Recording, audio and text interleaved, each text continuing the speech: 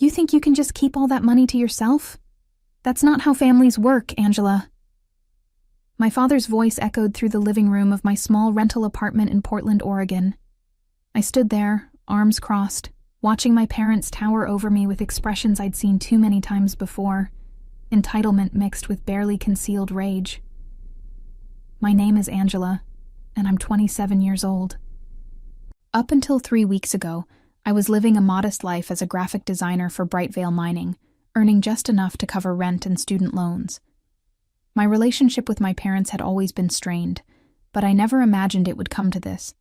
Standing in my own home, being screamed at because I refused to hand over an inheritance that was rightfully mine. My grandmother passed away 6 weeks ago. She was the only person in my family who ever truly saw me, who supported my dreams when my parents dismissed them as childish fantasies. While they pushed me toward practical careers and sensible choices, Grandma Eleanor encouraged me to pursue art, to follow my heart, to build a life that made me happy, rather than one that looked impressive to others. The funeral had been tense. My parents barely spoke to me, which wasn't unusual. My older brother, Timothy, had flown in from Seattle with his wife, and they'd spent the entire service whispering about estate details while I grieved alone in the back row. Even in death, my family couldn't set aside their obsession with money and status long enough to mourn properly. Then came the reading of the will. I'll never forget the moment Grandma's attorney, a composed woman named Beverly, opened the envelope and began reading. My parents sat forward in their chairs, confident smiles on their faces. Timothy straightened his expensive tie. They all assumed the bulk of the estate would be divided equally, maybe with a slight preference toward Timothy since he'd followed in my father's footsteps and become a financial analyst. Beverly's voice was steady as she read through the document. Small bequests to various charities, a few family heirlooms distributed among relatives. Then she reached the main provision, and the room fell silent. To my beloved granddaughter Angela, I leave the entirety of my remaining estate, including all financial assets, properties, and investments, valued at approximately $28 million. The silence lasted maybe 3 seconds before chaos erupted. My mother actually shrieked. My father jumped from his chair, demanding to see the document. Timothy's face turned an alarming shade of purple as he shouted about undue influence and mental incompetence. His wife started crying, talking about how unfair it was, how they had children to think about, how they'd been counting on that money for their future. I sat there, numb with shock, barely processing what had just happened. $28 million. It was an unfathomable sum. I'd known Grandma was comfortable, but I'd never imagined anything like this. Beverly had been prepared for their reaction. She calmly explained that the will was ironclad, drafted 5 years earlier when Eleanor was unquestionably of sound mind. There were multiple witnesses, medical evaluations on record, everything properly documented. She also mentioned that Eleanor had anticipated family conflict and had included a detailed letter explaining her decision, which she'd given to Beverly with instructions to share it with me privately. My parents refused to accept it. They spent the next hour arguing, threatening legal action, insisting the will must be invalid. Beverly remained professional but firm, eventually asking them to leave her office. Before we parted, she handed me a sealed envelope and told me to read it when I was alone. That night, in the quiet of my apartment, I opened Grandma's letter. Her handwriting was shaky but clear, and reading her words felt like hearing her voice one last time. She wrote about watching me grow up in a family that never valued who I was. She described the pain of seeing my parents favor Timothy, of watching them dismiss my talents and belittle my choices. She'd seen how they treated me like an afterthought, how they only called when they needed something, how they'd never once acknowledged my accomplishments or supported my struggles. "You are the only one who visited me because you wanted to, not because you felt obligated," she wrote. "You're the only one who asked about my day, who remembered my stories, who treated me like a person rather than a bank account waiting to be inherited. This money is yours, because you were the only one who gave me something money can't buy. Genuine love and companionship. Don't let them take it from you, Angela. Build the life you deserve. I cried for an hour after reading that letter. Now, 3 weeks later, my parents were in my apartment, making their latest attempt to claim what they believed was rightfully theirs. "We're your parents," my mother said, her voice dripping with false sweetness. "Surely Eleanor didn't intend for you to keep everything while your own family struggles." I almost laughed. Struggled? My father was a senior partner at Cinderglow Textiles. My mother drove a luxury car and spent her weekends at the country club. Timothy pulled in 6 figures and owned a house in one of Seattle's most expensive neighborhoods. "Grandma's will was very clear," I said quietly. "The money is mine." My father's expression darkened. "We'll see about that." The threat started the next day.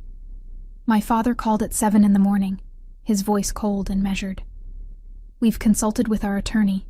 There are grounds to contest the will. Mental incompetence, undue influence, fraud. We'll explore every avenue.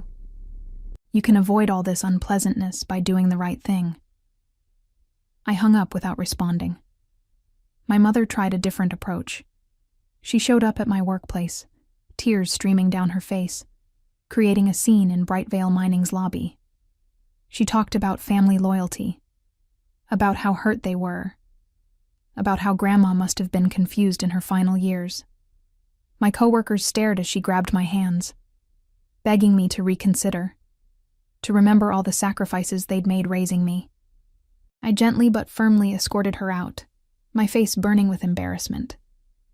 Timothy sent a long email detailing how much he and his wife had been counting on inheritance money for their children's education. He painted a picture of desperate financial need, conveniently forgetting to mention his summer home in the San Juan Islands or the European vacation they'd just returned from. I wanted to believe it was about more than money. I wanted to think some part of them actually cared about family, about relationships, about me, but their actions proved otherwise. Not once did any of them ask how I was doing, whether I was okay, if I needed support while grieving Grandma. It was all demands, threats, and manipulation. Beverly had warned me this would happen. During our private meeting after the will reading, she'd explained that sudden wealth often brought out the worst in families. She'd seen it dozens of times. Relatives who barely spoke to each other suddenly claiming deep bonds and moral obligations the moment money entered the picture. "Your grandmother knew this would be difficult for you," Beverly had said. "That's why she set up additional protections. The inheritance is held in a trust with very specific terms. Even if someone tried to sue, the trust structure makes it nearly impossible to break. She also included funds specifically designated for legal defense, should you need it." I hadn't fully appreciated those protections until my family launched their campaign. My father's attorney sent a formal letter demanding I voluntarily surrender 80% of the inheritance to be divided among immediate family members.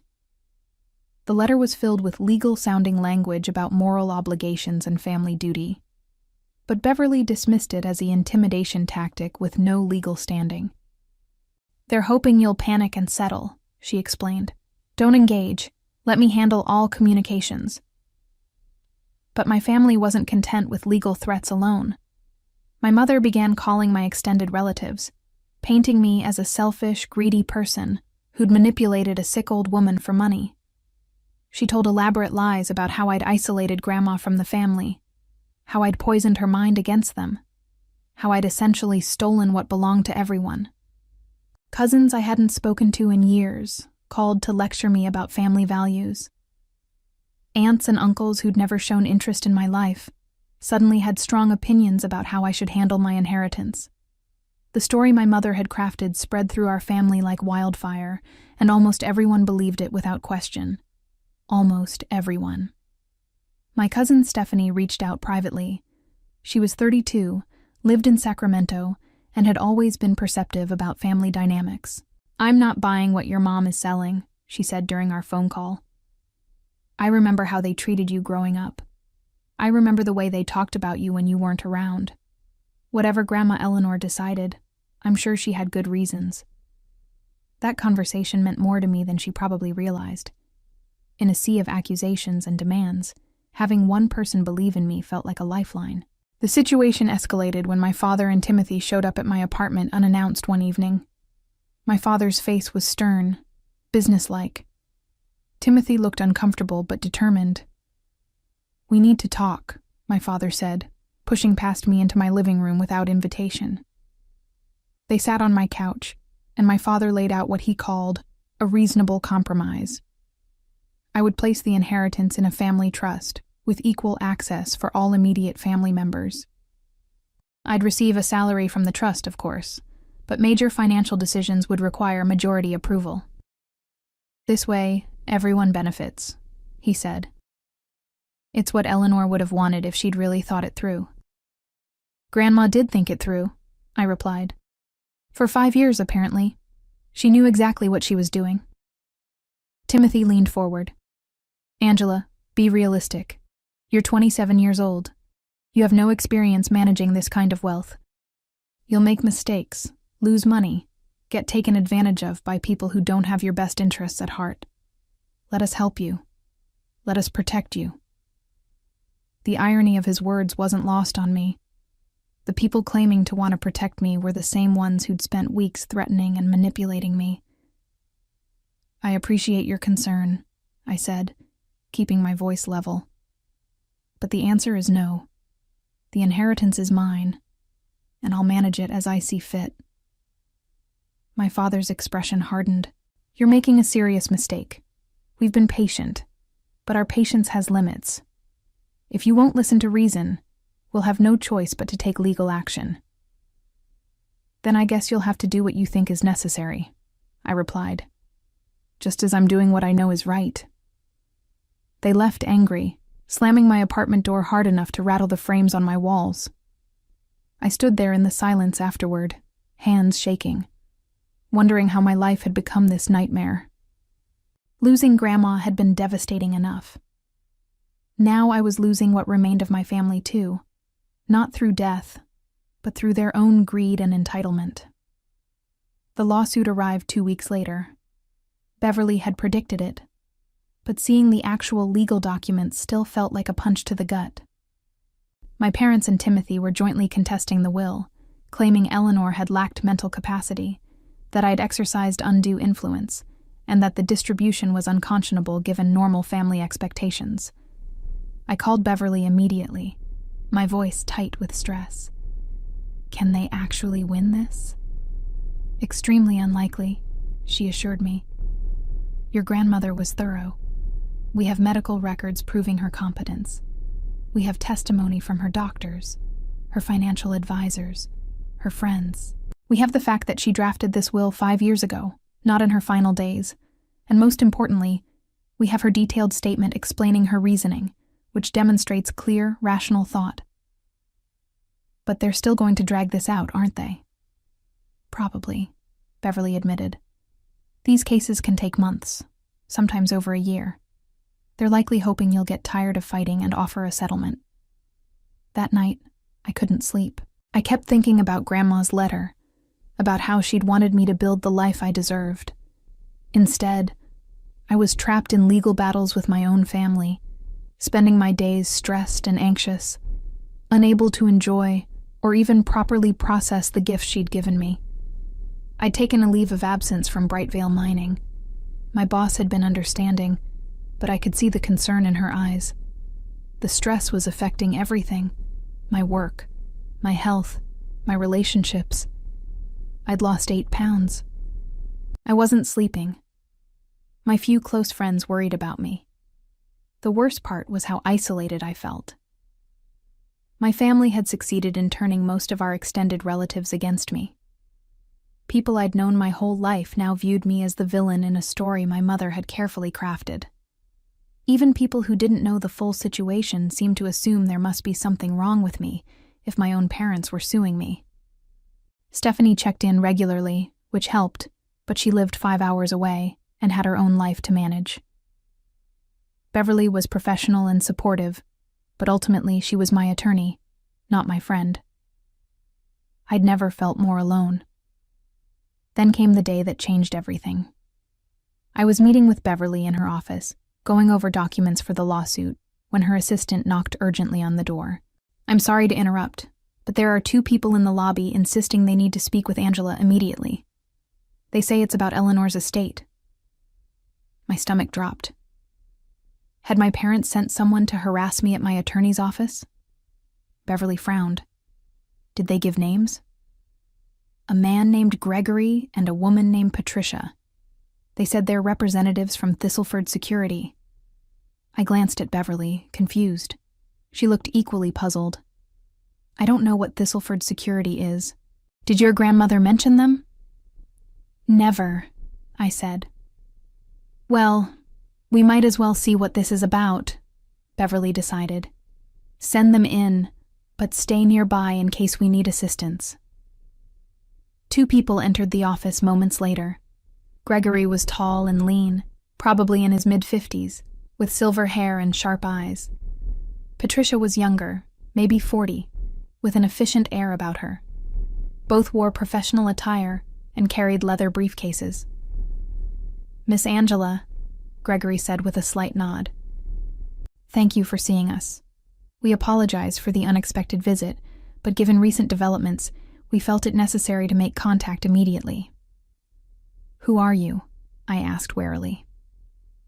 "We're representatives of Thistleford Security, a private investigation and asset protection firm," Patricia explained. "We were retained by your grandmother 5 years ago with very specific instructions." Beverly leaned forward. "What kind of instructions?" Gregory opened his briefcase and removed a sealed envelope, handing it to me. "Eleanor predicted there would be conflict over her will. She hired our firm to monitor the situation after her passing and intervene if necessary. This envelope contains additional information she wanted you to have, but only if certain conditions were met." My hands trembled as I took the envelope. It was thick, heavy with documents inside. My name was written across the front in Grandma's handwriting, with a note: "Open only if they try to take what's yours." "What conditions?" Beverly asked. "A formal legal challenge to the will," Patricia said. "The moment your family filed their lawsuit, we were authorized to act. Eleanor was very clear about this. She didn't want Angela blindsided." I broke the seal and pulled out the contents. There were several documents, but the first was another letter from Grandma. I started reading, and with each paragraph, my eyes grew wider. "Angela, if you're reading this, it means your parents have shown their true colors. I'm not surprised, though I hoped I might be wrong about them. What you need to know is that I've been documenting their behavior for years. I've hired investigators. I've kept records. Everything you need to protect yourself and expose their real motivations is in this packet. Don't let them bully you. Don't let them make you question your worth or your right to this inheritance. You earned it through love and genuine connection, things they've never understood. Use what I've given you. Fight back. Make them face consequences for once in their entitled lives. With all my love, Grandma Eleanor." Beverly was reading over my shoulder. "What else is in there?" I spread the documents across her desk, financial records showing my parents' actual wealth. Private investigator reports detailing their plans to contest the will. Plans they'd apparently started making 3 years before Grandma died, based on assumptions about her declining health. Recorded conversations where they discussed strategies for manipulating me into surrendering the inheritance. And then I found the final document, and my breath caught. It was a detailed dossier on my father's business dealings, compiled by Grandma's investigators. Evidence of fraud, embezzlement, financial crimes going back over a decade. Gregory spoke quietly. "Your grandmother wasn't sure you'd need this information. She hoped your family would accept her decision with grace, but she wanted you protected if they didn't." I looked up at Beverly, then at Gregory and Patricia. "This changes everything, doesn't it?" Beverly's expression was grim but determined. Yes, it does." The next morning, I sat in Beverly's conference room surrounded by documents that painted a devastating picture of my father's business practices. Gregory and Patricia had stayed late the previous evening, walking us through years of investigation findings. Now, in the harsh light of day, the full scope of my father's crimes was impossible to ignore. Your grandmother started suspecting something about 8 years ago, Gregory explained, pointing to a timeline he'd drawn on a whiteboard. She noticed discrepancies in things your father told her about his business versus what she observed. Being a sharp woman, she started asking questions. When he got defensive and evasive, she hired us, Patricia continued. What we found went far beyond anything she'd imagined. The documents showed systematic fraud at Cinderglow Textiles. My father had been creating false invoices, inflating expenses, and diverting company funds into personal accounts. He'd been doctoring financial statements, misleading investors, and covering his tracks by manipulating the company's accounting systems. The total amount embezzled over the years exceeded $4 million.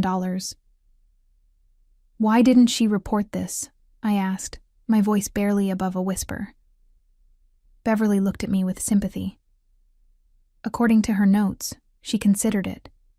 But your father is still her son. She couldn't bring herself to send him to prison, no matter what he'd done. Instead, she decided to ensure you were protected and positioned to reveal the truth if he ever came after you.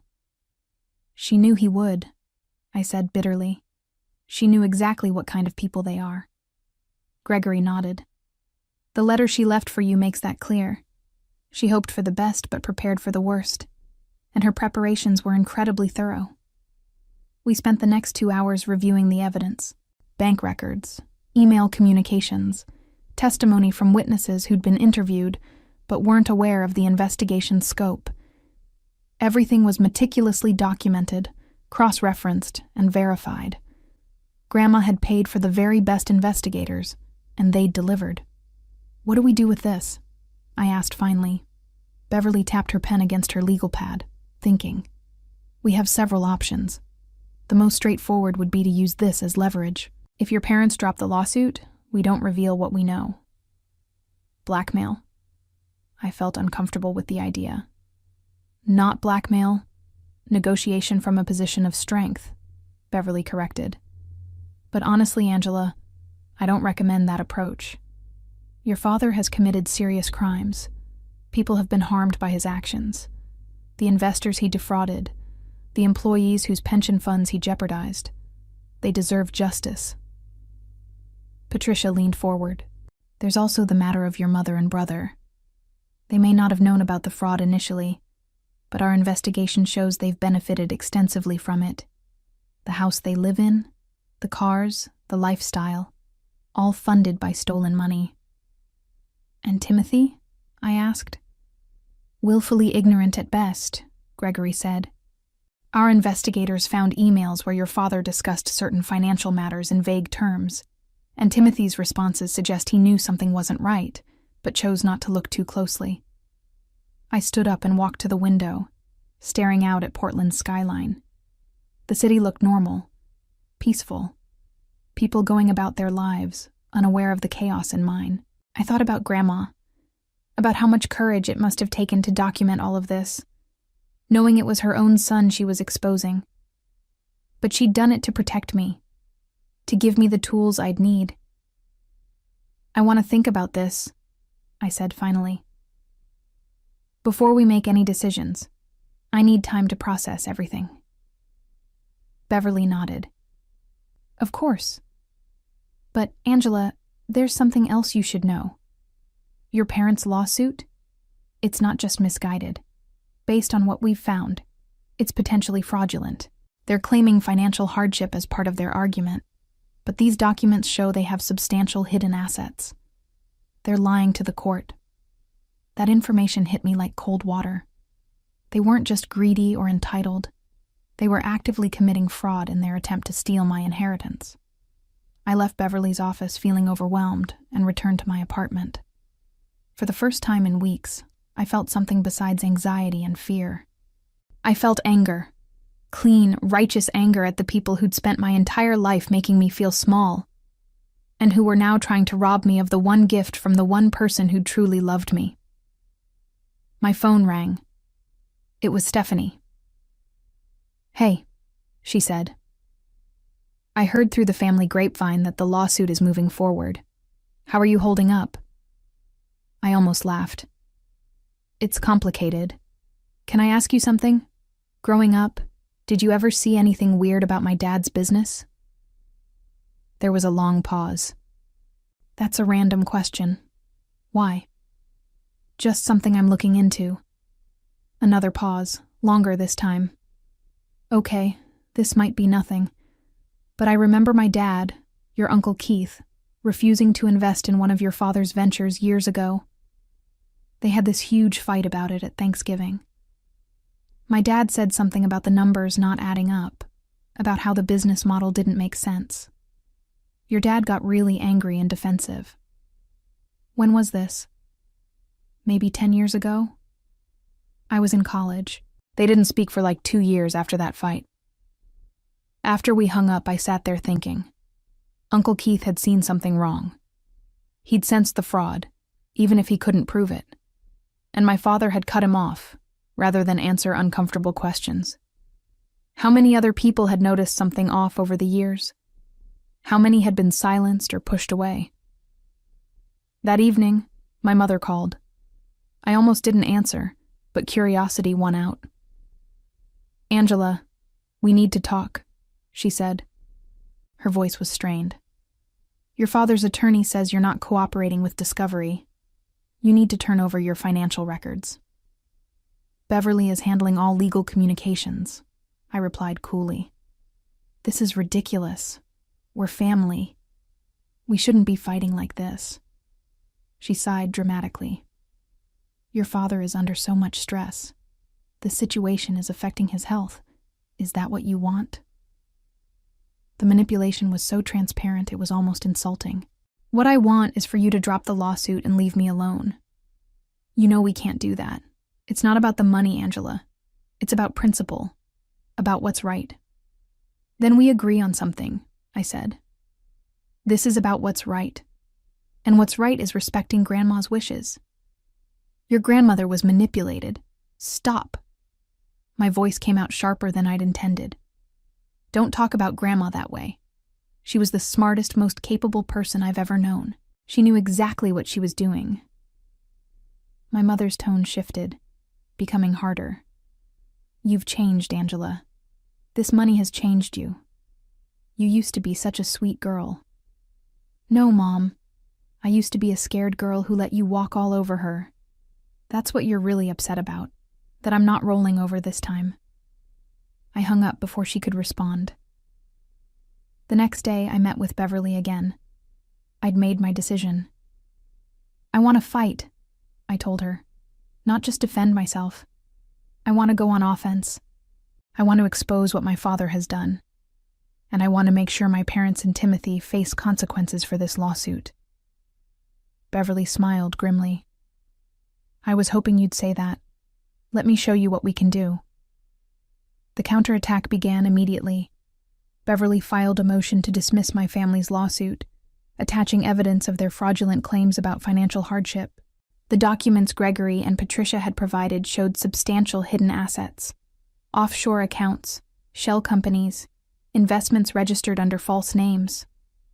My parents had been lying to the court, and we had proof.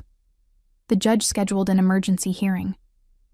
I sat in the courtroom 3 days later, watching my father's attorney scramble to explain the discrepancies. My parents looked furious and confused. They'd expected this to be a straightforward proceeding, a step toward forcing me to share the inheritance. Instead, they were being questioned about their own finances. "Your Honor," my father's attorney stammered, "my clients were unaware of these particular assets. There may have been some confusion about what needed to be disclosed." "Confusion?" The judge's voice was sharp. She was in her 60s, with steel-gray hair and an expression that suggested she'd seen every trick in the book. "Mr. Edward, your client submitted sworn statements claiming near poverty. These documents show millions of dollars in hidden assets. That's not confusion, that's perjury." My mother grabbed my father's arm, whispering frantically. Timothy sat behind them, his face pale. Beverly stood. Your Honor, we believe this fraudulent filing is just the beginning. We have evidence of long-term financial crimes committed by the plaintiffs, and we're prepared to present that evidence if the court wishes to see it. The judge looked at my father. Mr. Edward, do you have anything to say? My father stood slowly. For the first time in my life, I saw genuine fear in his eyes. Your Honor, there's been a misunderstanding. We can't explain. I'm sure you can, the judge interrupted. But you'll have that opportunity with investigators, not with me. This lawsuit is dismissed with prejudice. Furthermore, I'm referring this matter to the district attorney's office for investigation of possible criminal conduct. Court is adjourned. The gavel came down with a crack that seemed to echo through the room. My father's attorney immediately requested a private conference. The judge agreed, and we all filed into her chambers. Let me be very clear, the judge said once the door closed. I don't appreciate people wasting my court's time with fraudulent claims. The evidence Miss Beverly has presented is damning. Mr. Edward, if even half of what I've seen today is accurate, your clients are facing serious legal consequences.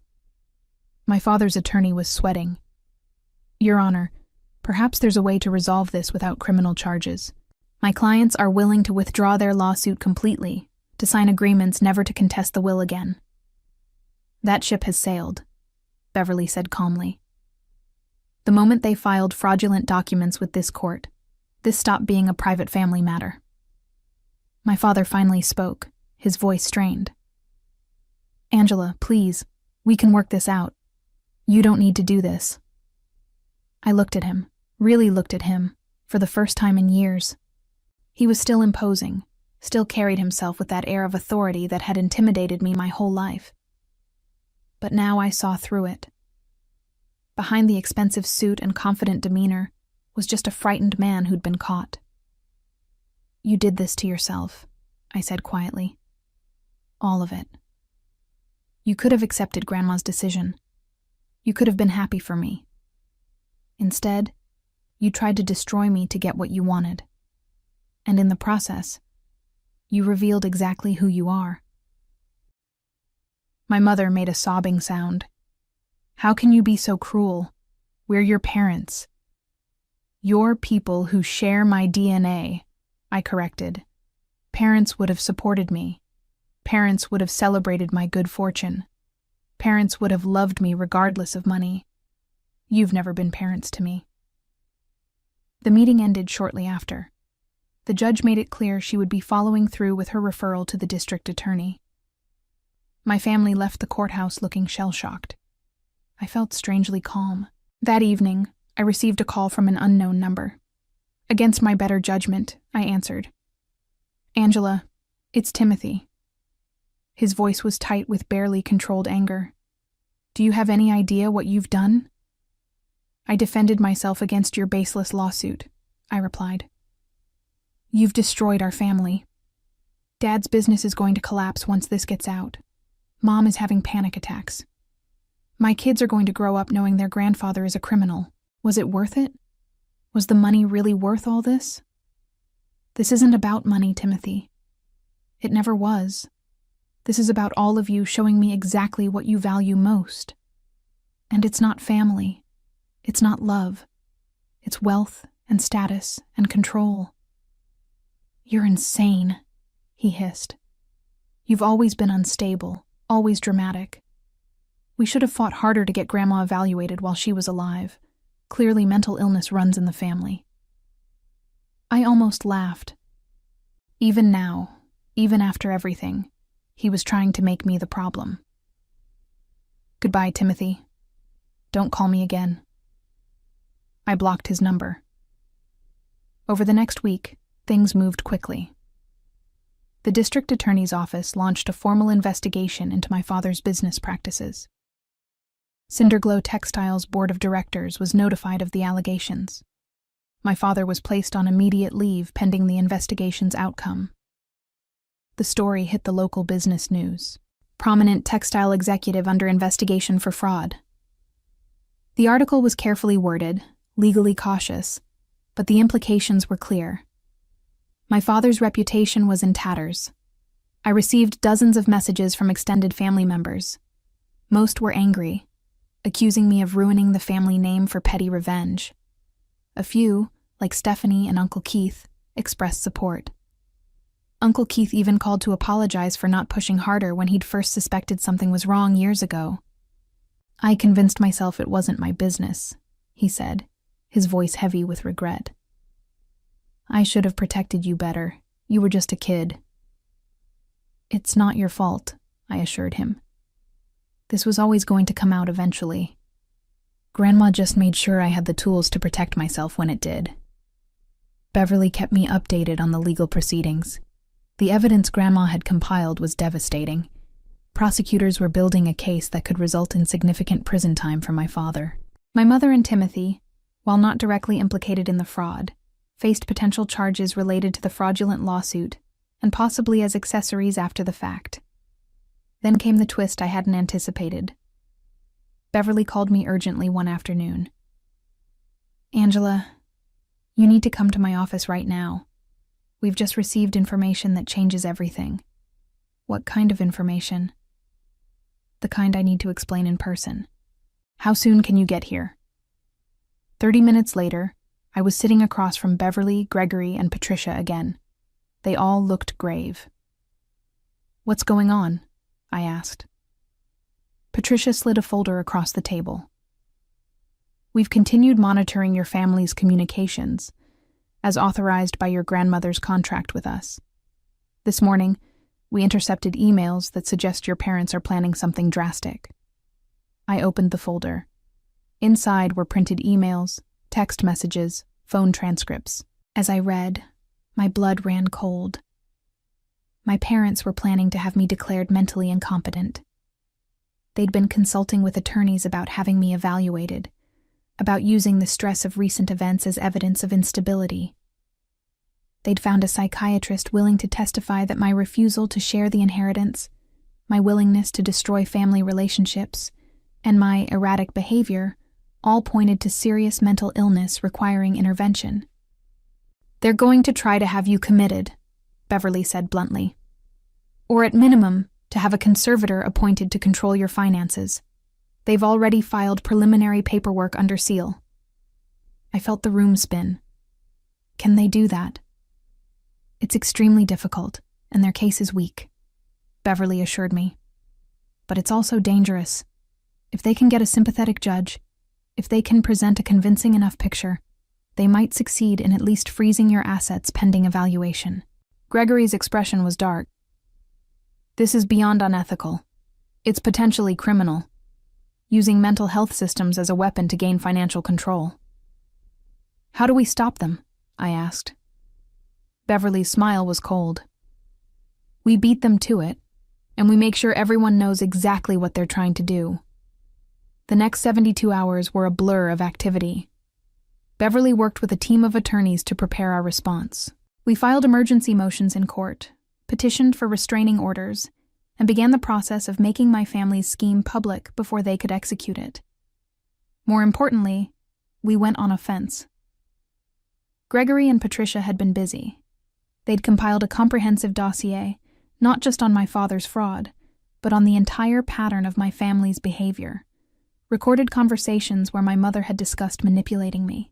Emails from Timothy to financial advisors asking about the best ways to manage family members with sudden wealth. Text messages between my parents strategizing about how to present me as unstable. It was all there, documented and verified, a roadmap of their manipulation. Beverly called a press conference. I was terrified at first. Going public meant inviting scrutiny, exposing private family matters, risking public judgment. But Beverly convinced me it was necessary. They're counting on you being too intimidated to fight back publicly, she explained. They think you'll be embarrassed, that you'll back down rather than air dirty laundry. We need to flip that script. The press conference took place in Beverly's office building. Local news stations sent reporters. Business journalists who'd been following the Cinderglow Textiles story showed up. Even a few national outlets sent stringers. I sat at a table with Beverly, Gregory, and Patricia flanking me. Cameras flashed as I adjusted my microphone. Beverly spoke first, laying out the basic facts. Eleanor's will, the lawsuit, the discovery of fraud, the fraudulent claims made to the court. Then she dropped the bombshell about the competency proceedings.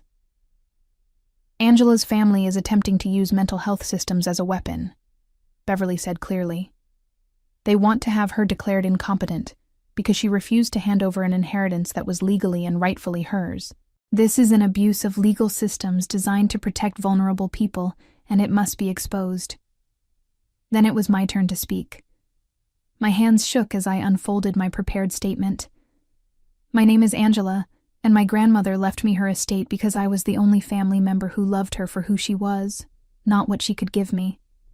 Since her death, my parents and brother have sued me, lied about me, threatened me, and now are trying to have me declared mentally ill, all because I won't surrender money that my grandmother specifically wanted me to have. I looked directly into the cameras. I'm sharing this publicly because I want other people in similar situations to know they don't have to accept abuse from family members. Wealth doesn't make people evil, but it reveals who they really are.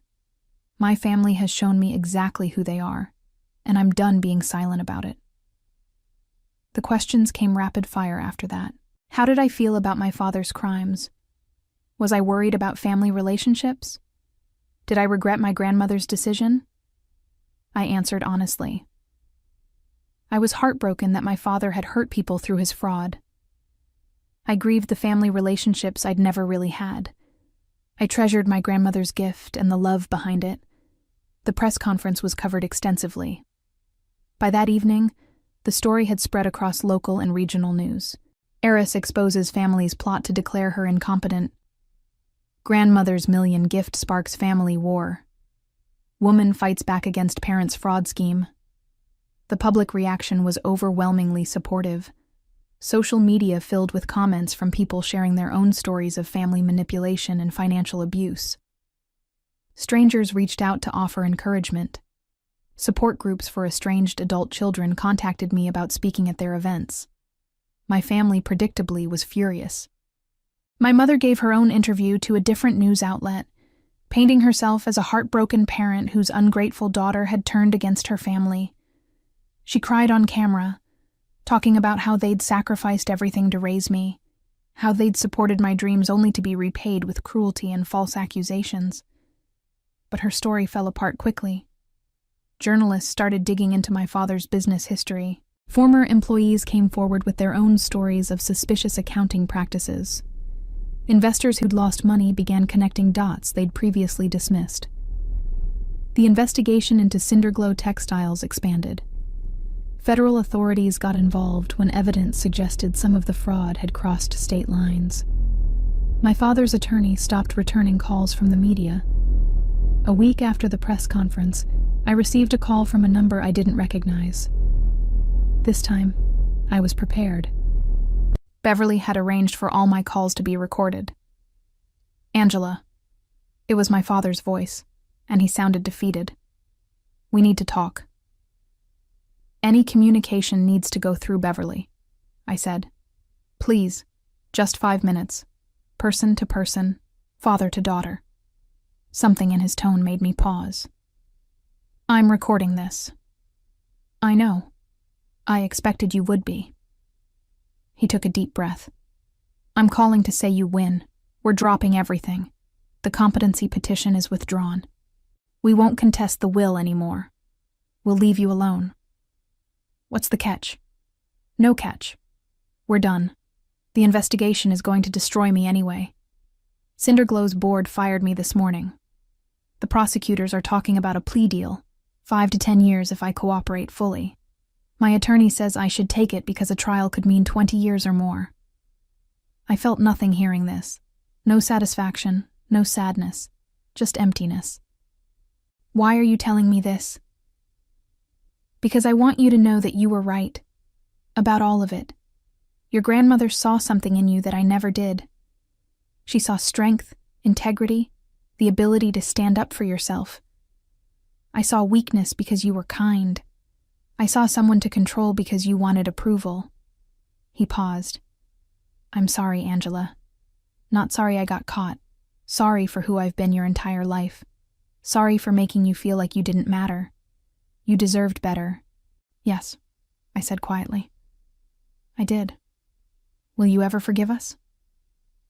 I thought about Grandma, about her letters, about the life she'd wanted me to build. "I don't know. Maybe someday. But forgiveness doesn't mean forgetting, and it doesn't mean letting you back into my life." "I understand." His voice cracked slightly. "Be happy, Angela. Build something good with what Eleanor gave you. Don't let our poison infect your future." He hung up.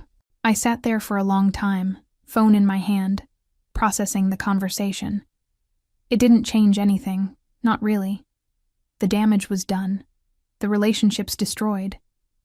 But hearing him admit the truth, hearing him acknowledge what he'd done, it provided a kind of closure I hadn't expected.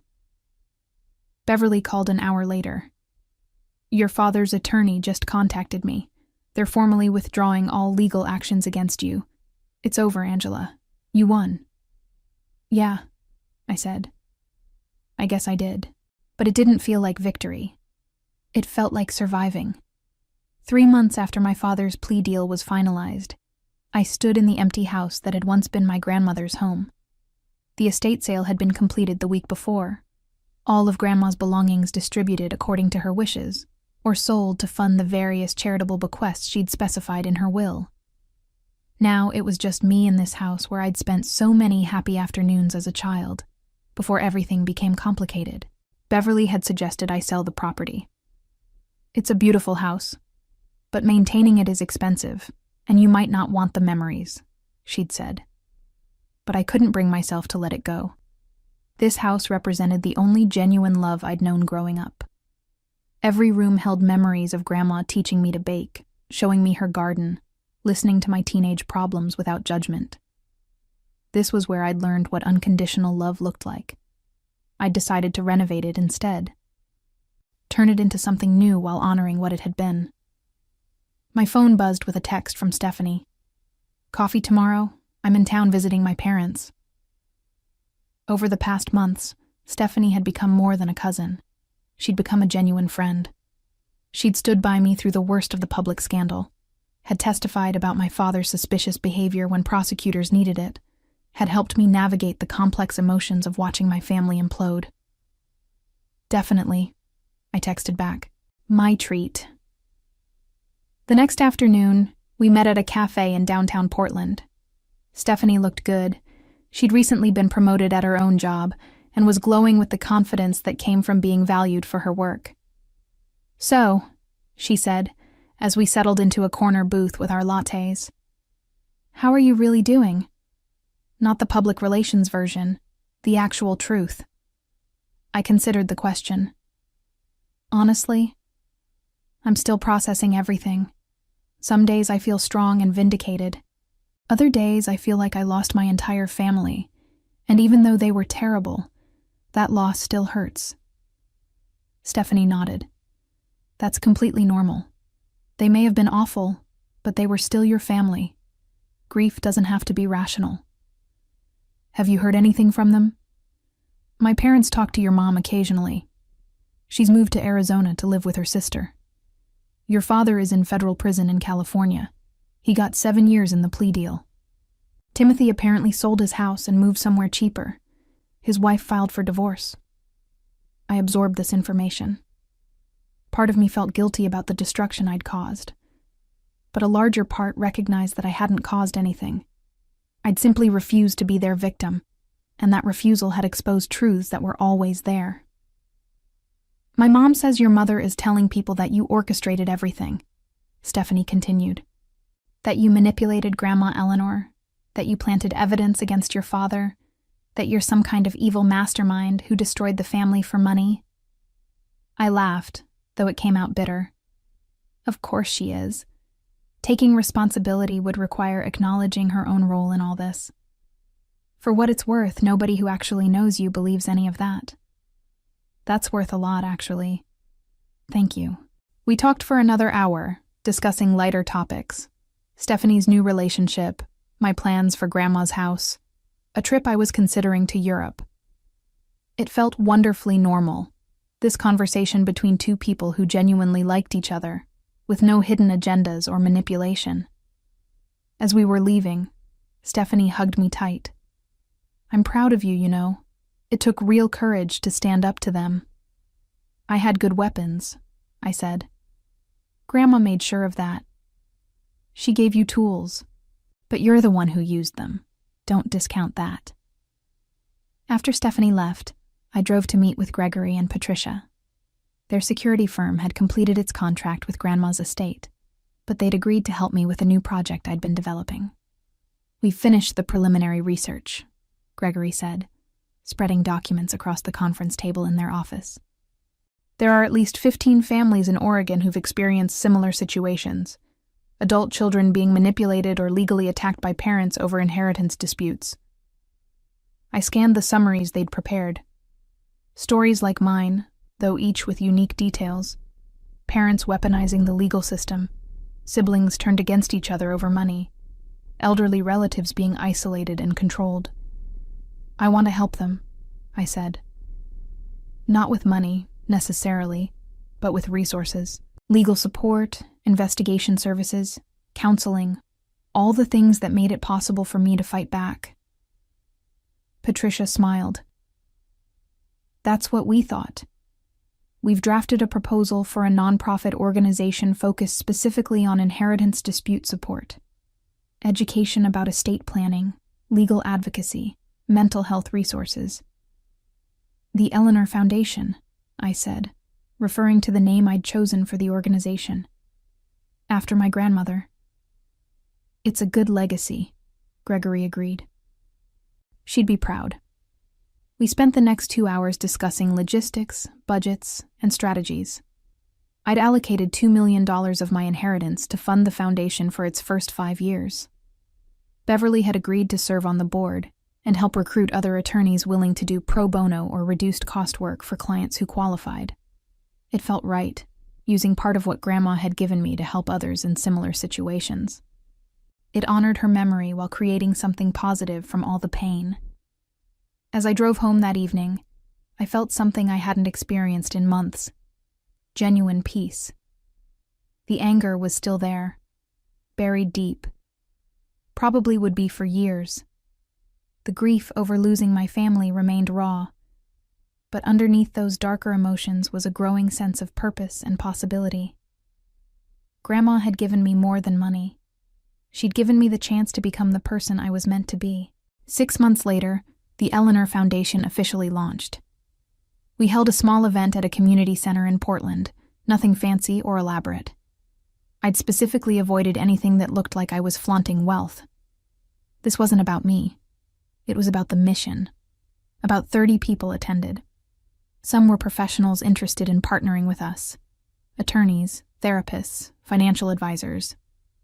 Others were individuals who'd experienced family financial abuse and wanted to share their stories or access our resources. I stood at a podium, more nervous than I'd been at the press conference months earlier. This felt more personal, more real. "Thank you all for coming," I began. 6 months ago, I stood in a courtroom watching my family try to steal an inheritance my grandmother had specifically left to me. I was able to fight back because my grandmother had the foresight and resources to prepare me for that battle. Most people in similar situations don't have those advantages. The Eleanor Foundation exists to change that. I outlined our services. Free legal consultations for people facing inheritance disputes or family financial manipulation. Connection to investigators for those who suspected fraud or abuse. Support groups for people navigating family estrangement. And educational resources about estate planning and protecting vulnerable adults. "Money doesn't make people evil," I continued, echoing words I'd said at the press conference. "But it reveals who they really are. And when that revelation is painful, when you discover that family members value money more than relationships, you need support. You need people who understand. That's what we're building here." The response was overwhelming. By the end of the event, 20 people had signed up for our services. 5 attorneys had volunteered to take pro bono cases.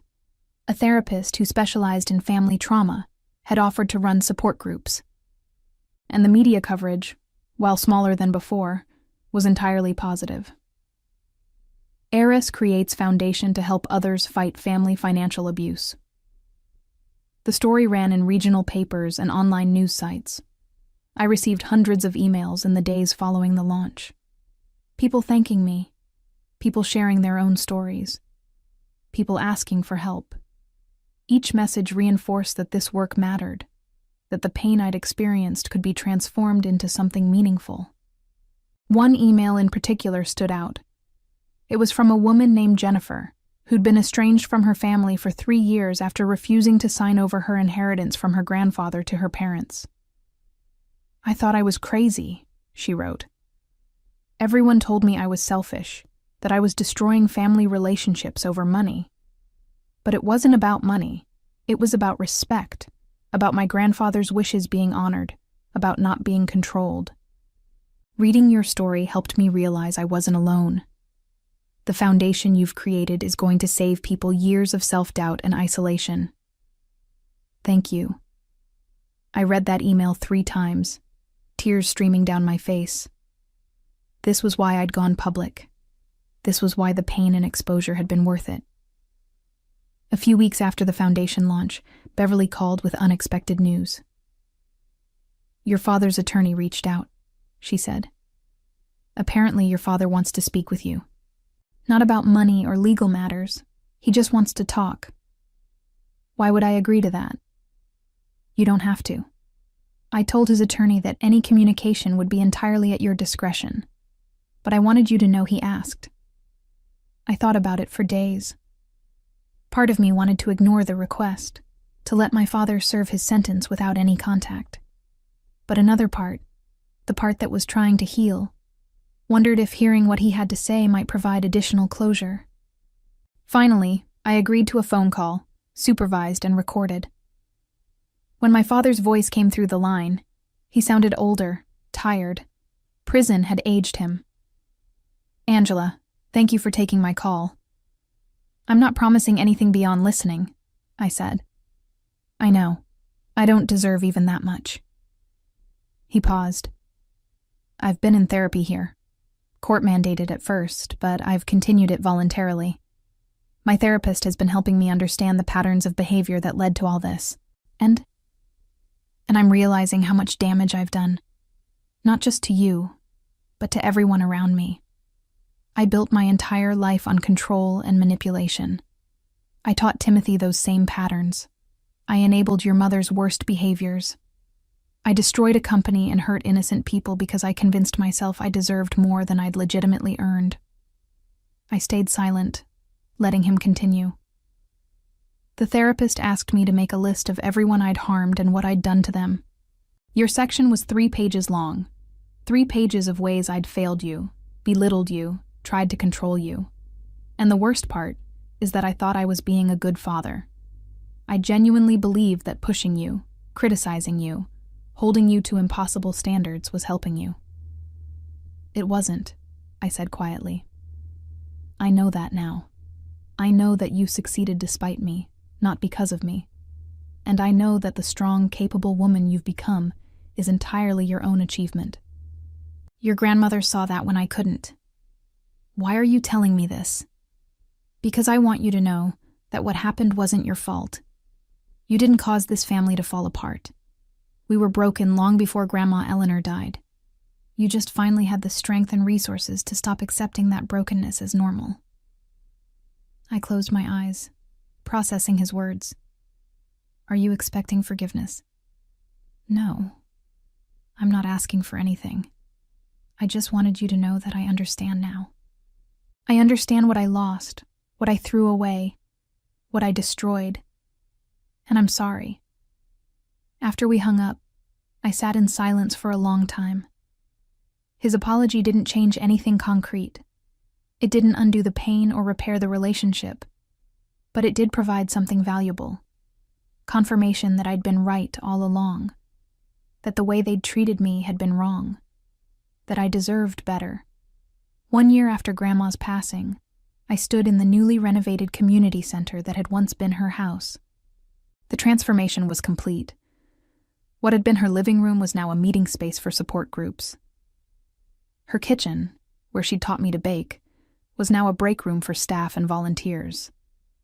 Her garden had been expanded into a peaceful outdoor area where clients could find quiet moments during difficult processes. The Eleanor Foundation's main office occupied the second floor. We now had 5 full-time staff members and a roster of over 30 volunteer professionals. In our first year, we'd helped 43 families navigate inheritance disputes, prevented 2 questionable conservatorships, and connected hundreds of people with resources and support. We were holding an open house to celebrate the center's completion. Unlike the initial launch, this event was larger, more celebratory. I'd invited everyone who'd supported me through my own ordeal: Beverly, Gregory, Patricia, Stephanie, Uncle Keith, and the handful of other relatives who'd stood by me. As people gathered in the main meeting room, I looked around at what we'd built. The walls were painted in warm, welcoming colors. Photos of Grandma decorated one wall, pictures of her gardening, laughing, living her life with joy and dignity. A plaque near the entrance read, "Eleanor's House, a place of healing, justice, and new beginnings." Beverly approached me, holding a glass of sparkling cider. "Your grandmother would be incredibly proud of this." "I hope so," I said. "Sometimes I still can't believe any of this is real." "Believe it. You've created something that's genuinely helping people. That's a remarkable legacy."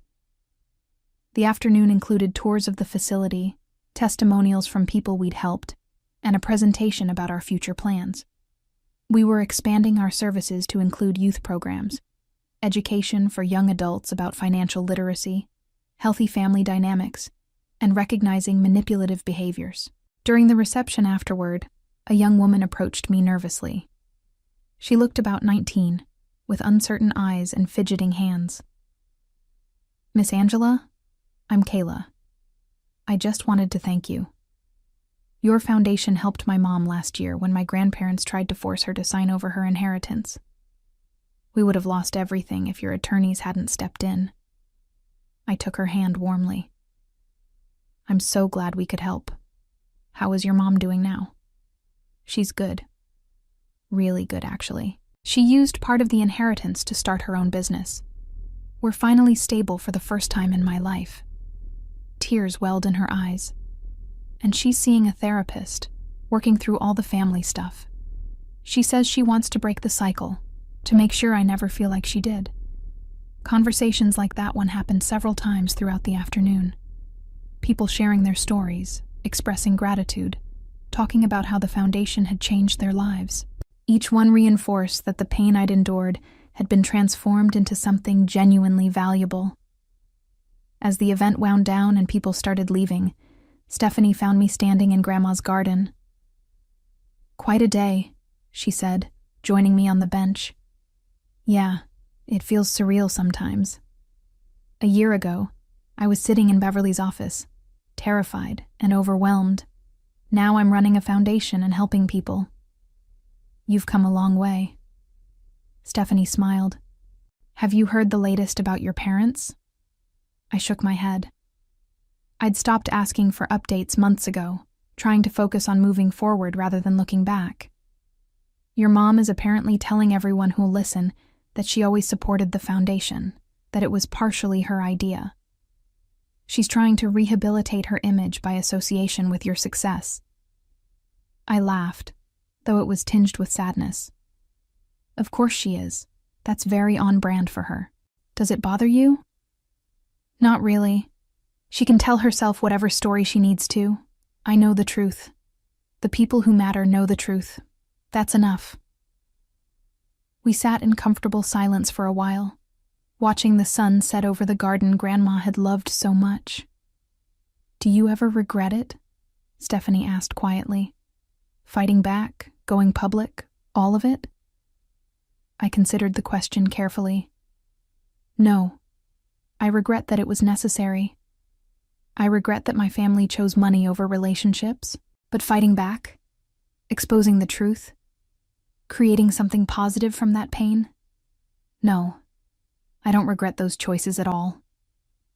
That night, after everyone had left and I was alone in the house, I sat in what had been Grandma's favorite chair and pulled out the letters she'd left me. I'd read them dozens of times, but they still provided comfort. "Don't let them take it from you, Angela," she'd written. "Build the life you deserve." I'd done that. Despite the pain, despite the loss, despite the public scrutiny and family destruction, I'd built something good. The Eleanor Foundation would help hundreds of people over the years, maybe thousands. Grandma's love and foresight would ripple outward, touching lives she'd never known. My family had tried to destroy me to get what they thought they deserved. Instead, they destroyed themselves and inadvertently helped me become the person I was always meant to be. I pulled out my journal and wrote a final entry about my revenge journey. They wanted to break me, but I refused to break. They wanted to take what was mine, but I stood my ground.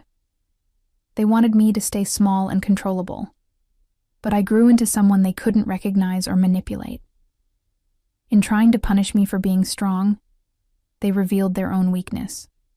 And in that revelation, I found my freedom. My father served 5 years of his 7-year sentence before being released on parole. He moved to a small town in Northern California, where he worked at a hardware store and attended court-mandated therapy sessions.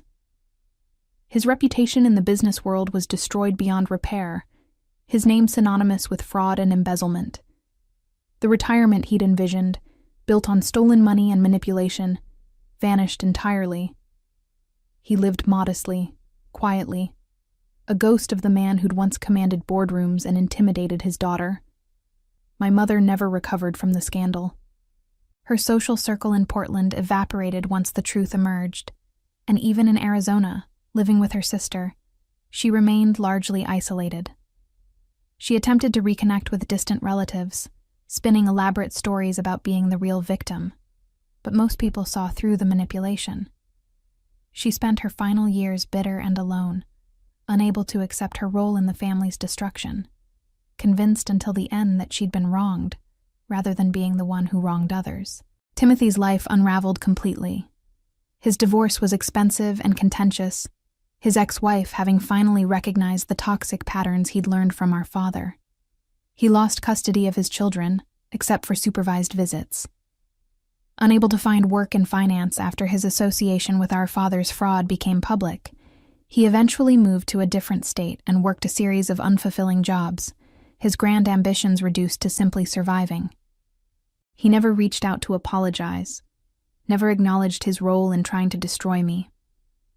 Some people, I learned, would rather preserve their ego than repair their relationships. As for me, I stood in Eleanor's garden 5 years after that day, watching morning light filter through the trees she'd planted decades earlier. The foundation had grown beyond anything I'd imagined, helping over 200 families navigate inheritance disputes and family financial abuse. I'd found peace not through revenge, but through transformation, turning pain into purpose, betrayal into boundaries, and loss into something that genuinely mattered. Grandma had given me more than money. She'd given me the tools to build a life defined by my own choices rather than others' expectations. And in the end, that was the greatest inheritance of all.